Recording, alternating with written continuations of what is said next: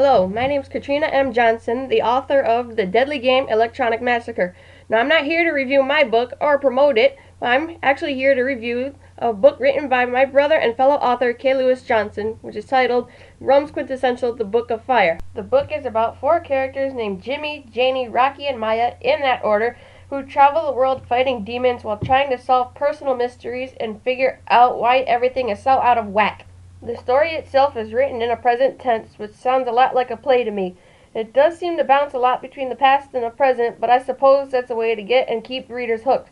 The physical book had very short chapters, some as short as 2 pages. The spacing is single, which makes for a lot of words on one page, and it's almost hard to read, but I would recommend making the spacing 1.5.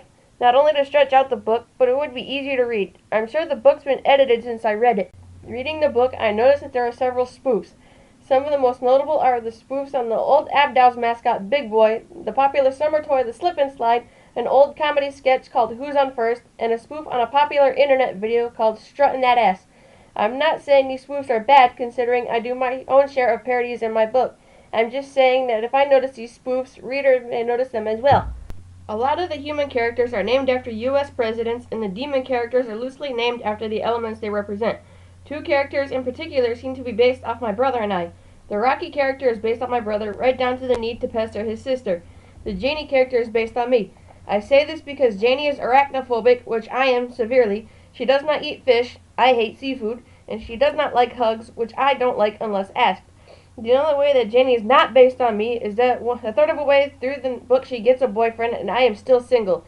Another notable thing is that most of the characters hate tea. Since the author of this book hates tea, I guess it's to be expected. I also thought that the main character's parents differed from one another. His mother seemed like the I don't want to hear it type, while his dad was the benevolent one who died a death that seemed too easy. Hopefully more will be explained as more books come out. Besides the demons, there are several creatures in this story that I found to be rather morbid. One creature is called a Fluffix, which looks like a teddy bear. It is actually a creature that feeds on human fingers and toes if the human is not careful. Another creature is called a Wiggly. These wingless, limbless lizards are morbid because of how they are killed. They come up from the ground like earthworms, are scooped up by the handful, dropped into batter, then tossed into hot oil while they are still alive. The Jimmy character mistakes them for chicken nuggets until he is told the truth. While saddened, he is not deterred. A third creature is the giant ant. These are as big as a house and often used for meat like cows and pigs. Whatever is left over is used for weapons and armor. The last creature is called a bitey, which looks like a lime with teeth. If you eat one, your face gets stuck in a puckering pose for days, as bites are smaller and more sour than limes. I suppose these creatures are practical, but I also think they're used to get a laugh out of the reader. And finally, here's a few miscellaneous yet notable facts about this book. There is a form of currency in it, but it is not dollars and cents as it is in my book. The currency is notes and coins. It can be a bit confusing unless you think notes equals dollars and coins equals cents. Another thing about the book that I found odd was a dragon plushie that could not be damaged by the elements, but could be damaged by merely being torn physically. Speaking of damaged, I thought I was going to have to add a death count, since Jimmy dies once and comes close to dying again several times. I suppose there could be a death count for other characters that died, since there was a lot of them. As far as the book itself goes, there are a ton of heat puns, since the setting of the book is a fire realm.